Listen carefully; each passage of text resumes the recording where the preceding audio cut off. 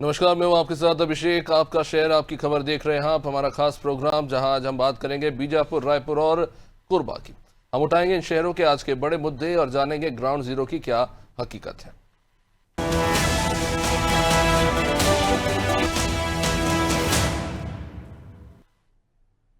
तो चलिए सबसे पहले बीजापुर जिले की बात कर लेते हैं। यहाँ सीएम साय ने जवानों का हौसला बढ़ाया।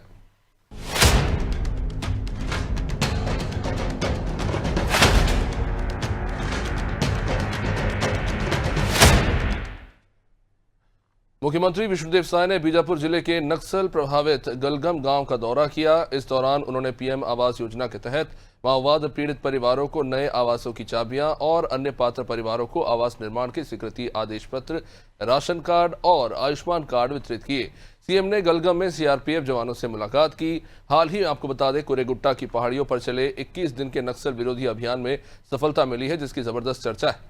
इसमें 31 माओवादियों को मार गिराया गया और बड़ी मात्रा में इनके पास से हथियार बरामद किए गए। सीएम साय ने इस ऑपरेशन को नक्सल मुक्त छत्तीसगढ़ की दिशा में एक बहुत ही महत्वपूर्ण उपलब्धि बताया है और जवानों के साहस की भी सराहना की है।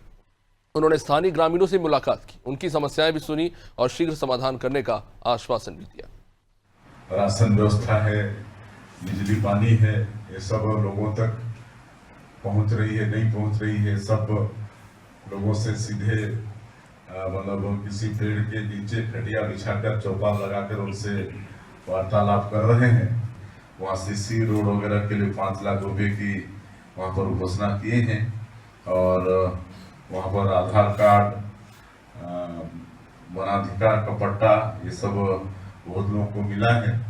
और उसके बाद हम लोग बीजापुर जिले का गलगम कैंप गए, तो वहाँ पर अभी जो एक सफल ऑपरेशन हुआ, आप सब लोगों को मालूम है, छत्तीसगढ़ और तेलंगाना के बॉर्डर में जो काला पहाड़ी के नाम से जो ऑपरेशन हुआ, जिसमें हमारे डीआरजी, कोबरा बटालियन, सीआरपीएफ और एसटीएफ के जवानों ने 21 दिन तक ऑपरेशन किया।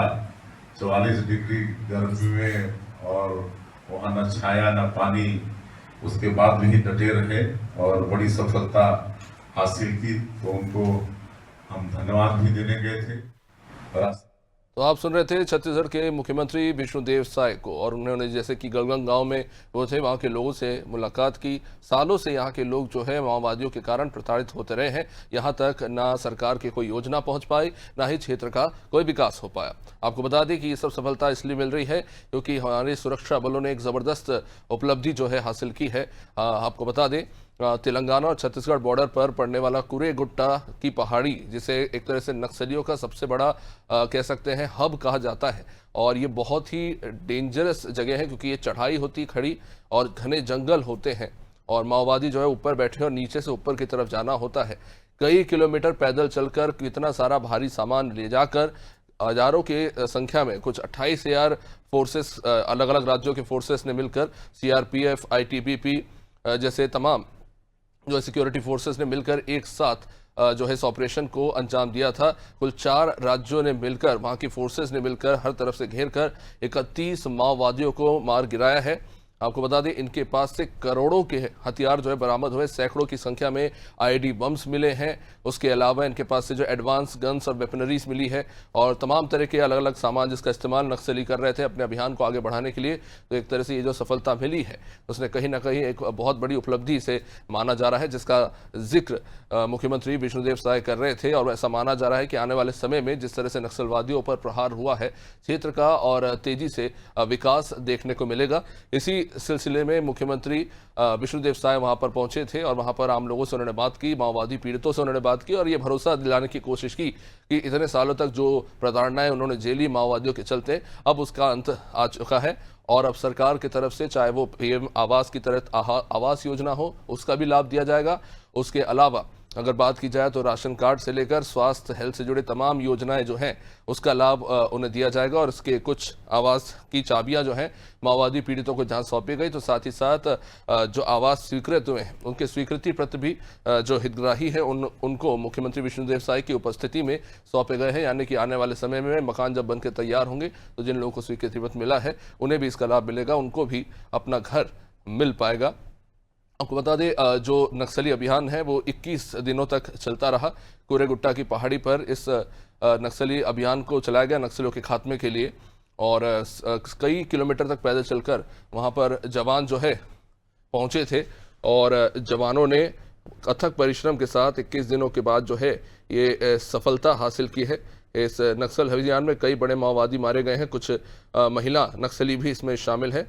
जो सुरक्षा बलों के फोर्सेस के जो है जिस तरह से उन्होंने कार्रवाई को अंजाम दिया और इनको मार गिराया गया है, जिसी के चलते अब ये गलगम गांव की तस्वीरें जो आप देख रहे हैं, ये गांव सालों से प्रताड़ित रहा है। माओवादियों ने इसे अपना गढ़ बनाकर रखा था, लोगों को यहाँ पे प्रताड़ित किया जाता था और कभी भी विकास में ये क्षेत्र जो है आगे नहीं बढ़ पा रहा था। अलग अलग सरकारों में भी स्थिति कुछ बदलती देखी नहीं गई, लेकिन अब ये उम्मीद जागी है कि जिस तरह से नक्सलियों की कमर तोड़ी जा रही है, आने वाले समय में इस क्षेत्र में भी विकास देखने को मिलेगा। ये बीजापुर में माओवादी पीड़ितों से उन्होंने मुलाकात की थी, जहां पर उन्होंने जो हितग्राही है उनको आवास की चाबी जो है वो सौंपी और जाहिर तौर पर अब लोगों को भी उम्मीद जागी है कि मुख्यमंत्री जिस तरह से वहाँ पहुंचे, लोगों से मुलाकात की, ऐसे में उन्हें उम्मीद है कि आने वाले समय में वहाँ पर विकास होगा, सड़कें बनेंगी, स्कूल खुलेंगे और लोगों के पास तक तमाम जो सुख सुविधाएं हैं, सरकार की तरफ से चलाई जा रही योजनाएं हैं, उसका लाभ उन तक पहुंच पाएगा।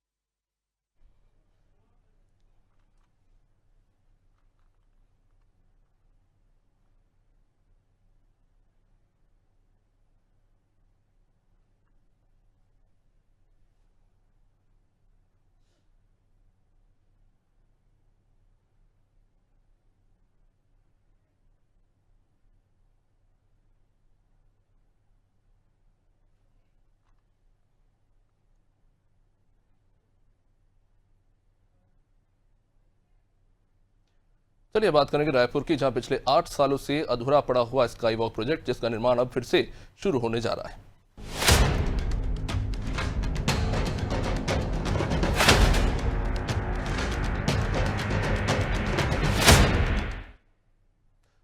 रायपुर का ये स्काई वॉक जो लगातार राजनीति में चर्चा में रहा, जो सालों से अधूरा पड़ा है, निर्माण अब फिर से शुरू होने जा रहा है। अधूरे पड़े इस बहुचर्चित और विवादित प्रोजेक्ट के लिए पीडब्ल्यूडी ने आखिरकार अब जाकर राशि जो है मंजूर कर दी।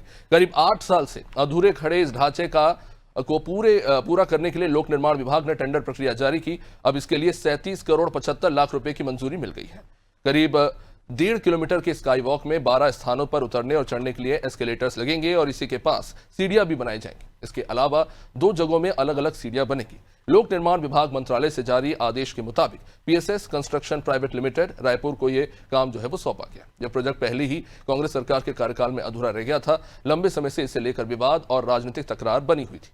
अब बीजेपी सरकार ने इसे दोबारा शुरू करने की घोषणा के साथ साथ बजट भी स्वीकृत कर दिया है। प्रोजेक्ट की कुल लागत तकरीबन 37 करोड़ 75 लाख बताई गई है, जो पिछले अनुमानित लागत का 20.17% अधिक है। इस बार कार्य की गुणवत्ता, डिजाइन और पर्यावरणीय मानकों पर विशेष ध्यान देने के निर्देश भी विभाग ने दिए हैं।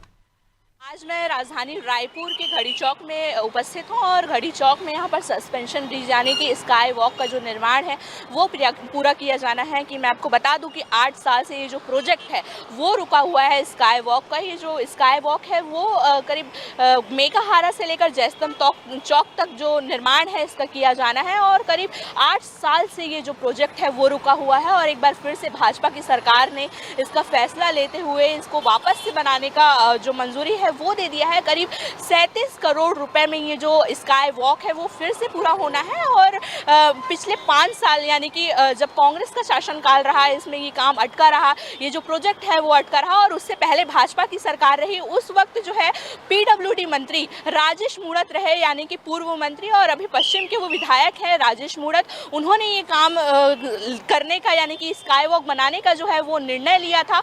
उसके बाद जो ये काम है वो चला, लेकिन अधूरे काम में अटक गया। अब देख सकते हैं कि मेरे पीछे ये स्काई वॉक है और स्काई वॉक में जो कई जंग लग चुके हैं और कई जगह जो है क्षतिग्रस्त हो गए हैं, कई सामान जो है वो क्षतिग्रस्त हो गए हैं और पीएस कंस्ट्रक्शन कंपनी को बनाने के लिए दिया गया है।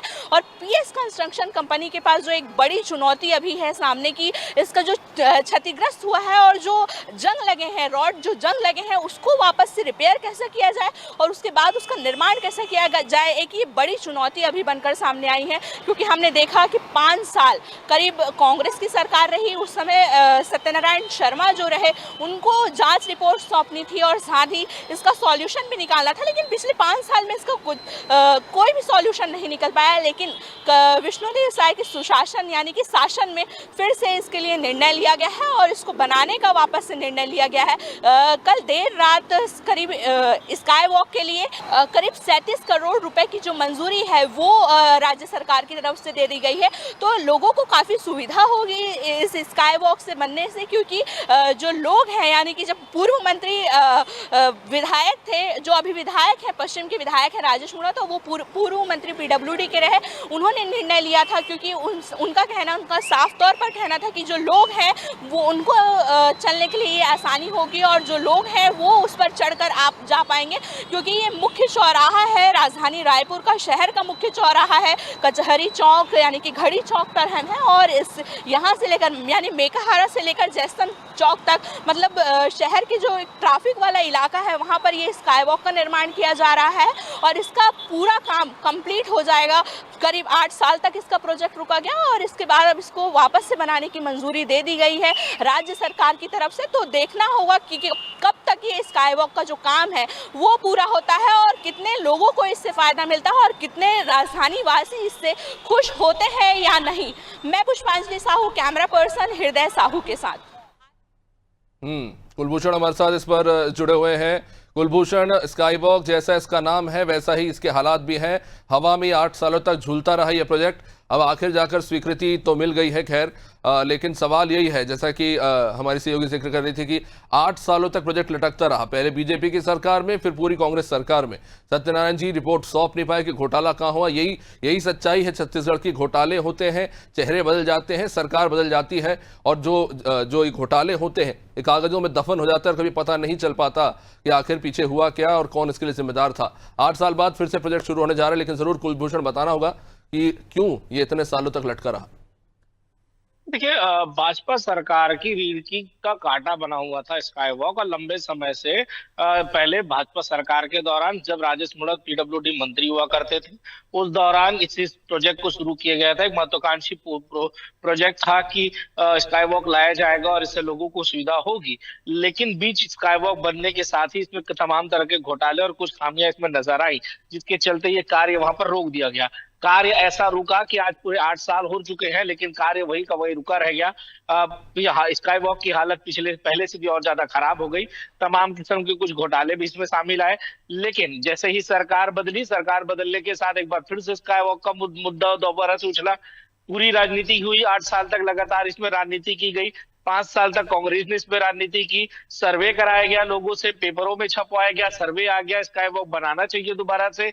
अब बनाना चाहिए तो फिर कैसे बनाना चाहिए, क्या घोटाले होंगे। सत्यनारायण शर्मा को इसका ठेका दे दिया गया। सत्यनारायण शर्मा ने पूरी तरह से इसमें राजनीति होने दी और उसके बाद लंबे समय के बाद आज जब दोबारा से भाजपा सरकार आई और उसके बाद स्काई वॉक का मुद्दा दोबारा से उठा, लोगों में उम्मीद जागी कि आखिर स्काई वॉक का करे क्या। क्योंकि एक खंडर के रूप में ढांचे के तौर पर शहर के बीचों बीच एक वो इमारत वहां पर खड़ी हुई है, ना वो आगे बढ़ रही है, ना वो पीछे उसको ना तो तोड़ा जा रहा है, कोई उसका निर्णय नहीं लिया गया था। अब फाइनली जाकर भाजपा सरकार आने के बाद 37 करोड़ 75 लाख रुपए का इसमें दोबारा से सैंक्शन किया गया है। अब ये देखना होगा कि क्या ये कितना कारगर होता है। कुलभूषण, जैसा कि आपने कहा कि 8 सालों तक राज्य की राजधानी में ये प्रोजेक्ट जो है हवा में लटका रहा, लोग इसे देखते रहे। और चारा क्या था, क्योंकि तोड़ने जाएंगे तो वो और शर्मनाक बात हो जाती है कि 8 साल तक एक जो है खंडर के रूप में खड़ा रहा और अब तोड़ रहे हैं। बनाने के अलावा तो खैर अब विकल्प था नहीं सरकार के पास। लेकिन ये भी देखना होगा कि देखिए 37 करोड़ 75 लाख रुपए स्वीकृत हुए हैं इस प्रोजेक्ट को पूरा करने के लिए। 20.17% जो है अब ये प्रोजेक्ट महंगा हो गया है। और महंगा क्यों ना हो, 8 साल में कंस्ट्रक्शन मटेरियल सरिया सीमेंट रेत के दाम 8 साल में आसमान छू चुके हैं। तो कहीं ना कहीं इसके चलते भी घाटा जो उठाना पड़ा है वो आम जनता के पैसों को ही उठाना पड़ रहा है। यकीनन तौर पर पिछले 8 सालों से जो जंग खाती स्काई वॉक पड़ी रही, लोहे जंग खा रहे, कुछ हिस्सा वहां का टूट के बीच में गिर गया था। अब चूंकि दोबारा से प्रोजेक्ट शुरू हुआ है, नई पहल उसमें की जा रही है, कहीं एक्सीलेटर लगाएंगे की बातचीत चल रही है, कहीं जो बेहतर सुधार किया जाएगा। लेकिन अब ये देखना होगा कि लोग इसका फायदा उठाते हैं कि नहीं, क्योंकि ये राजधानी रायपुर जरूर है, अब बढ़ रही है, लेकिन ये अभी इतनी विकसित नहीं हुई कि लोगों को यहाँ पर पैदल चलने की आदत नहीं हुई है। यहाँ थोड़े थोड़े दूर पर ही दुकानें और उनकी पास की चीजें हैं, जो उसकी जरूरतों की चीजें मिलती हैं। उसके लिए कोई भी व्यक्ति ऊपर चढ़कर स्काई वॉक पर वहां जाना फिर नीचे उतरना, ये बहुत सी चीजें हैं जिसको लेकर अभी भी दिक्कतें हैं। लोगों ने उस समय भी मिलीजुली प्रक्रिया दिखाई थी। लेकिन अब ये देखना होगा कि चूंकि अब तोड़ना इसका उपाय नहीं है, ये और सिर्फ घाटा ही देता, जनता के पैसों का नुकसान ही देता। उससे बेहतर था कि इसे बना दिया जाए और उसके बाद इसका फैसला जनता के ऊपर छोड़ा जाए कि जनता इसका उपयोग किस तरह से करती है। तो यकीनन तौर पर एक अच्छा फैसला है, बनाना जरूरी था, बना दिया गया है। अब ये देखना ये होगा कि कब तक इसका कार्य पूरा होता है और जनता इसे कैसे अपनाती है, ये देखने वाली बात होगी। जी, व्यावहारिक अप्रोच, इम्प्रैक्टिकल डिजाइन, इस तरह की बातें इस प्रोजेक्ट के लेकर हुई है। खैर बहुत बहुत शुक्रिया कुलभूषण। तो स्काई वॉक जो है अब बनकर तैयार होगा। 37.75 लाख 37 करोड़ 75 लाख रुपए स्वीकृत किए गए इस प्रोजेक्ट को लेकर। चलिए अच्छी बात है, एक प्रोजेक्ट अधूरा पड़ा था, इस तरह से समय सामान और स्थान दोनों की बर्बादी हो रही थी। अब चलिए कुछ तो काम आएगा ये कंस्ट्रक्शन।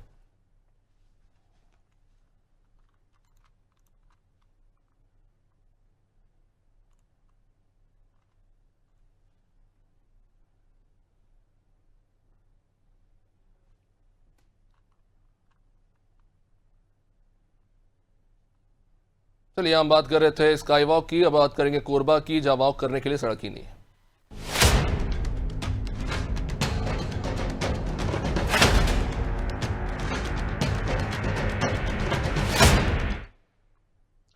कोरबा को जिला बने 25 साल हो गए। शहर के विकास के लिए करोड़ों रुपए खर्च हुए, मगर आज भी गांव में विकास नहीं पहुंचा। शहर से विकास निकला तो सही, लेकिन गांव पहुंचते पहुंचते विकास कहां खो गया किसी को नहीं पता। बुनियादी सुविधाएं सिर्फ कागजों तक सीमित है। मामला है लदगढ़ गांव का, जहां की जनसंख्या मात्र 400 के आसपास है, लेकिन इस गांव में अब तक सड़क नहीं है, पानी नहीं है, स्कूल नहीं है, बेसिक सुविधाएं तक नहीं है। बता दें कि गांव में जो मेन सड़क तक पहुंचने के लिए लोगों को जंगल से होकर जाना पड़ता है। बारिश के मौसम में ये जो पगडंडी है वो भी गायब हो जाती है, वो कीचड़ में सन जाती है, जाना कि यहाँ पर भी चलना संभव हो जाता है। और यहाँ के बच्चों को 3 किलोमीटर दूर मढ़ई के गांव में पास जाकर पढ़ाई करनी पड़ती है, वहीं पर स्कूल है। बरसात के दिनों में ये रास्ता पूरी तरह बंद हो जाता है और बच्चे स्कूल तक नहीं जा पाते। वहीं ग्रामीणों ने सरकार से मूलभूत समस्याओं के समाधान की मांग तो की है, लेकिन ये मांग कब स्वीकृत होगी पता नहीं। इस गांव को देखकर ऐसा समस्या है कि रोड का कोई सुविधा नहीं है, जाने आने में बहुत परेशानी है। मरीज लोग को ले जाने में और कुछ भी हो जाता है तो ले जाने में दिक्कत होता है, खाट से ले जाना पड़ता है और बाढ़ सब आ जाता है यहाँ पे। हमारे यहाँ ले मड़ई स्कूल जाता, यहाँ स्कूल के भी साधन नहीं है, रास्ता भी नहीं है। बरसात के दिन में बहुत कीचड़ पड़ते और बहुत मुश्किल से जाता और बहुत मुश्किल से 10th क्लास में पहुँचे हैं। और यहाँ पानी उनी के भी साधन नहीं है। यहाँ परेशानियाँ बहुत कुछ है, जैसे आवागमन के लिए साधन सुविधा नहीं है, जिससे कुछ परेशानी होता है। यहाँ से निकलने में इतना कठिनाई होता है कि पूछिए मत। जैसे कुछ दिक्कत हो गया तो खाट से उठा करके ले जाना पड़ता है या झेलगी झौड़ी से वो करके निकालना पड़ता है मेन रोड पर। ऐसे परेशानी यहाँ है। बरसात में क्या दिक्कत है? बरसात में दिक्कत यह है, यहाँ स्कूल नहीं है, बच्चे लोग पढ़ने जाते हैं मड़ई और उनका आने जाने में इतना दिक्कतें हैं। जब बारिश होता है बच्चे लोग रास्ता नहीं रहने के कारण स्कूल भी नहीं जाते हैं। जब बारिश होता है तो स्कूल जाना बंद कर देते हैं। बाढ़ भी आती है। बाढ़ आती है तो बाढ़ के कारण से भी बच्चे लोग रुक जाते हैं। तो ये है लदगढ़ गांव, जहां के हालात ऐसा है कि मुझे इसे देख के एक पुरानी फिल्म है 2 बीघा ज़मीन, वो याद आ गई। इस तरह के घर तभी देखा करते थे आज से 50 या 60 साल पहले। फूस के बने हुए घर, सड़क है नहीं, जंगलों के बीच में लोग कैसे रह रहे हैं भगवान ही मालिक है। यहाँ तक व्यवस्थाएं क्यों नहीं पहुंची, ये अपने आप में एक सवाल है। स्कूल यहाँ पे गांव में बच्चे भी बहुत सारे हैं लेकिन स्कूल है नहीं। 400 के लगभग की आबादी वाला ये गांव है जहां पर डेवलपमेंट के नाम पर कुछ नहीं है। मेरे ख्याल से यहाँ के जो स्थानीय नेता हैं 4 दिन गुजारेंगे तो अपने आप उन्हें होश ठिकाने आ जाएंगे और शायद लोगों को विकास जो नसीब नहीं हो पाया है वो हो पाएगा। लदगढ़ गांव में ये हालात हम देख रहे हैं। वो तो भला हो एक आध बाइक दिख गई हमें, नहीं तो मुझे तो उस पर भी हैरानी है कि बाइक क्यों है यहाँ पे। शायद साइकिल से ही काम हो जाना चाहिए था, क्योंकि जब सड़क ही नहीं है तो बाइक लेकर आदमी करेगा क्या। ये तस्वीरें हमारे ही सहयोगी ने खींची है। ये रास्ता जो आप देख रहे हैं यही मेन अप्रोच रोड है। ये मुख्य मार्ग के जाने का गाँव का इकलौता रास्ता है। ऐसा लगता है कि यहाँ पर नेता सिर्फ चुनाव के समय आते हैं, आदिवासियों के साथ नाच गा के घर चले जाते हैं, लेकिन उनका विकास नहीं करते। जाहिर तौर पर ऐसे मामलों में फिर 400 से 500 लोग जो है इस गांव के, वो क्या ही करे। ज़्यादा से ज़्यादा वो ये कर सकते हैं कि चुनाव के समय चुनाव का बहिष्कार कर दे। चंद्र कुमार, ये जो तस्वीरें भेजी हैं ये हैरान करने वाली भी है और व्यथित करने वाली भी। वहाँ के लोगों से आपने बात की, जो उदासीनता है और हताशा है वो साफ जाहिर होती है। कौन है यहाँ के नेता, यहाँ का डेवलपमेंट क्यों नहीं हुआ, अंदर की बात क्या है, क्या कारण निकल के सामने आ रहे हैं? जी, अब मैं बताना चाहूंगा कि आजादी के 75 वर्षगांठ हो चुकी है, लेकिन उसके बावजूद भी कोरबा जिला प्रशासन की ओर से कोई अभी तक ध्यान नहीं गया। हालांकि कोरबा जिला से महज ये 55 से 60 किलोमीटर पड़ता है। पौड़ीपुरा ब्लॉक का ये ग्राम मड़ई का, ग्राम पंचायत मड़ई का आश्रित ग्राम है लदगढ़, जहाँ पे अभी तक हमने जब इस गांव पे पहुंचे और देखे कि यहाँ पे विकास के नाम पे कुछ नहीं है। अभी भी यहाँ पे देखा जाए तो विकास कोसों दूर है, न ही जाने के लिए रास्ता है, न ही स्कूल है, न ही भवन है, और न ही देखा जाए तो किसी प्रकार के यहाँ पे कोई भी साधन सुविधा नहीं है। हालांकि यहाँ पे नेताओं का भी यहाँ पे चुनाव के समय में आना जाना नहीं होता है, नहीं अभी तक कोई अधिकारी वहाँ पे पहुंचे हैं। और मैं एक बात करना चाहूंगा विषय कि गांव में जब हम पहुंचे तो वहाँ पे एक शादी का भी माहौल था, लेकिन वहाँ पे गाड़ी जाने के लिए भी, 4 पहिया वाहन को ले जाने के लिए भी मार्ग का व्यवस्था नहीं था। लेकिन आनंद फानंद में ग्रामीणों के द्वारा जो है, मसीह समाज के द्वारा जो है रास्ता बनाया गया और वहाँ पे चर्च में शादी संपन्न हुआ। लेकिन यहाँ पे सोचने वाली बात है कि जिला मुख्यालय से इतना पास होने के बावजूद भी जिला प्रशासन के नुमाइंदे जो है इस गांव का अभी तक विकास नहीं कर पाए। यह चंद्र कुमार, ये 400 की आबादी वाला गांव है, कोई पंच तो होगा ही, सरपंच तो होगा ही। वो लोग क्या कर रहे हैं बैठ के वहां पे, सचिव क्या कर रहे हैं? क्योंकि फंड तो एलोकेट होता ही होगा, तो ये पैसा जा कर रहा है, इसका इस्तेमाल क्यों नहीं हो रहा? उसके पीछे कोई कारण निकल कर सामने आ रहे, लोग क्या बोल रहे हैं इसको लेके? मैं बताना चाहूंगा कि पंच और सरपंच जो है सारे जो है मड़ई के रहने वाले हैं, लेकिन इस गांव का विकास अभी तक इसलिए नहीं हो पाया है क्योंकि वहाँ के जितने भी लोग हैं मसीह समाज के हैं और पढ़ाई के नाम पे लगभग उतनी जागरूकता अभी तक नहीं आ पाई है। हालांकि यहाँ पे देखा जा रहा है कि पौड़ीपुरा के जितने भी, एक मिनट चंद्र कुमार, क्या आप ये कह रहे हैं कि जो लदगढ़ गांव के लोग ये सब ईसाई समाज के हैं इसलिए इनका विकास नहीं हो रहा, उनके साथ पक्षपात किया जा रहा है? जी, ये भी कर सकते हैं कि पक्षपात भी कर सकते हैं, क्योंकि अभी तक उस गांव में एक साइकिल भी न जा पाना, मतलब तो मार्ग नहीं हो पाना, तो कहीं ना कहीं इसी ओर इशारा करता है। अभी आजादी के इतने वर्ष के बावजूद भी जो है विकास न हो पाना उस गांव में, न ही स्कूल हो पाना, न ही चिकित्सा सुविधा हॉस्पिटल का न हो पाना। बच्चे लोग बरसात के समय में अगर बात करें, बच्चे जो बरसात में स्कूल नहीं जा पाते हैं 4 महीने। और मान लीजिए चाहे बरसात हो चाहे गर्मी हो, अगर किसी की भी तबियत खराब होती है तो उसको हाट पे ले जाने के लिए, मेन मुख्य मार्ग में लाने के लिए 4 किलोमीटर उनको जदोजहद करना पड़ता है, तब उनको जाकर के साधन मिलती है और वो अपना जहाँ हॉस्टल या स्कूल भी जाना है तो वहां तक पहुंचते हैं। चंद्र कुमार, ये पानी और बिजली को लेकर क्या हाल है गाँव में? जी, अभी मैं बताना चाहूंगा कि बिजली तो है गाँव पे, लेकिन अगर देखा जाए पानी की बात करें तो पानी वहां से लगभग 1.5 किलोमीटर दूर जो है गंदे नाले से पानी पीने के लिए मजबूर है। और उस पानी को ला करके पहले छानते हैं, फिर पीने योग्य बनाते हैं, तब जाकर उस पानी का उपयोग करते हैं। इस भीषण गर्मी में न ही वहाँ हैंडपंप है, न ही नल जल योजना की कोई जो सुख सुविधाएं वो मिलना चाहिए। बिल्कुल वहां पे देखा जा रहा है कि किसी भी प्रकार की जो मूलभूत सुविधाएं जो काम जनता को मिलना चाहिए, ग्रामीण को मिलना चाहिए, वो उनको नहीं मिल पा रहा है। अभिषेक, ये कहीं बहुत बड़ी चिंता की बात है कि कोरबा जिले में इतने कलेक्टर आए, इतने पूर्ण ब्लॉक में जितने भी सीओ आए, लेकिन इनका नजर उस गांव के विकास की ओर क्यों नहीं पड़ा? उस गांव का सरपंच इस गांव के विकास के लिए क्यों ध्यान नहीं दिया? उस गांव में जो भी फंड आता है उसके विकास के लिए आता है, वो पैसा कहाँ जाता है? ये सब सोचने वाली बात है। जी अभिषेक, बहुत बहुत शुक्रिया चंद्र कुमार जानकारी देने के लिए। तो ये तो हाल है लतगढ़ गांव का। कागजों में भी विकास है कि नहीं, ये भी अपने आप में सवाल है। एक महत्वपूर्ण बातें निकलकर सामने आई हैं। गांव में जो रहती है 400 के लगभग की आबादी, वो ईसाई समाज से आते हैं और कहीं ना कहीं अंदेशा ये भी जताया जा रहा है, लोग खुले तौर पर बोलते नहीं हैं, पर कहीं ना कहीं ईसाई समाज को होने के चलते भी आरोप लगते हैं कि इनके साथ शायद पक्षपात किया जा रहा है। खैर, ये देखने वाली बात है कि कोरबा जिले से इतने करीब होकर गांव का इतना बुरा हाल क्यों है। तो हमने शुरू किया कहां से? स्काई वॉक से। खत्म कहां पे किया? लतगढ़ गांव पे। यही है देश के विकास की दो तस्वीरें, जहां शहरों में हम एक स्काईवे, हाईवे और ओवरब्रिज बनाने के लिए इतने उत्साहित रहते हैं, गांव में तो सड़क है नहीं, बिजली है नहीं, कोई व्यवस्था नहीं है, बेसिक सुविधा तक नहीं है, कोई नाले का पानी पी रहा है, जैसे तैसे इंसान जी रहा है। देखना, हम दिखाना चाह रहे थे आपको कि ये जो डिवाइड दिखता है सोसाइटी में और शहरी और ग्रामीण विकास में, ये अपने आप में एक बहुत बड़ी चिंता का विषय है। खैर, फिलहाल इस कार्यक्रम में इतना ही। देखते रहिए अनादि टीवी। नमस्कार।